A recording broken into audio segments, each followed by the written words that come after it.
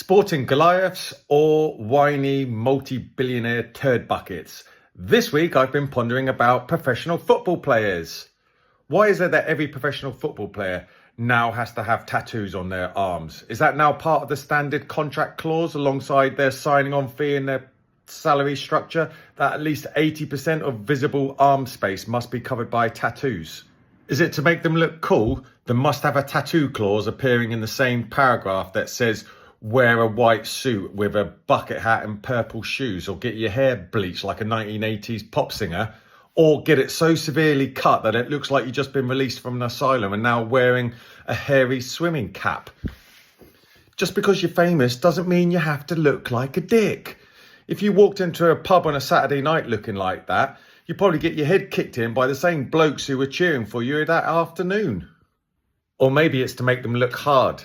This the same players who receive an inadvertent flick of their beautifully coiffed fringe and end up rolling around on the floor like they've just been mauled by a tiger. After watching grown men doing their "look at me, I'm a human rolling pin" impression, I'd love to see them play a bit of rugby or step into a cage and do some MMA. Apparently, a chicken can carry on walking for 2 or 3 minutes even with its head chopped off. But if you accidentally touch a Premier League player, this results in them being poleaxed within 0.1 seconds.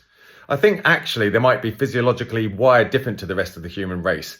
If an opponent's elbow happens to touch the chest area of a Premier League player, this seems to cause immediate and excruciating pain in the face area as both hands are cupping the mouth as though they're getting teeth extracted by pliers.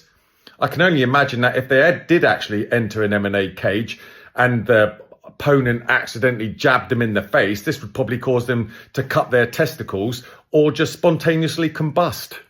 The weird thing is that these same players who writhe around in mortal agony at any physical contact at any other time of the match absolutely love it when it comes to corners.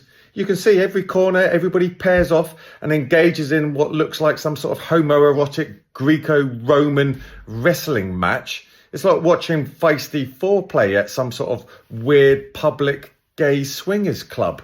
You can see the players talking to each other and passing on their man to another man. I had him last time, you take him this time, he's far too big for me. They're all a bunch of petulant cheaters. It's like, I'll kick the ball out, but I'll still put my hand up and say, our ball. And if I am awarded the throw, and I won't take it here, I'll run another 50 metres down the touchline before I take it. And if anyone touches me, I'll scream and throw myself to the floor in hope of getting them sent off or at least booked. Are they going to do the same thing if they're in the supermarket and somebody in the queue accidentally elbows them? Well, obviously not, because they wouldn't be seen dead in a supermarket.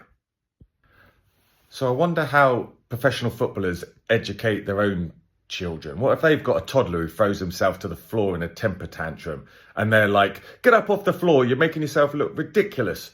And then the toddler's like, yeah, but Daddy, I saw you on Saturday night and you did the same thing in front of 60,000 people. And the replay showed that Fabio Ronaldinho didn't even touch you. Yeah, well, I was trying to win a penalty. And besides which, you're getting your clothes dirty and you haven't got a kit man on hand to clean your shirt and shorts.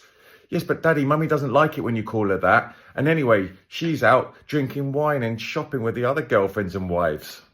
Actually, I do have a lot of sympathy for Premier League players. I mean, sometimes they have to endure not just one, not two, but up to 3 whole football matches a week. I mean, if you total it all up, that's almost 5 hours if you include injury. I mean, convulsing on the ground with your arm in the air going, medic, time as well. I mean, there must be factory workers, miners and nurses all around the country up in arms about these outrageous working conditions and demands placed upon these players. And on top of it all off, they have to endure this while surviving on a mere 100 to 200 grand a week. Although, to be fair, those shit haircuts and tattoos aren't going to pay for themselves.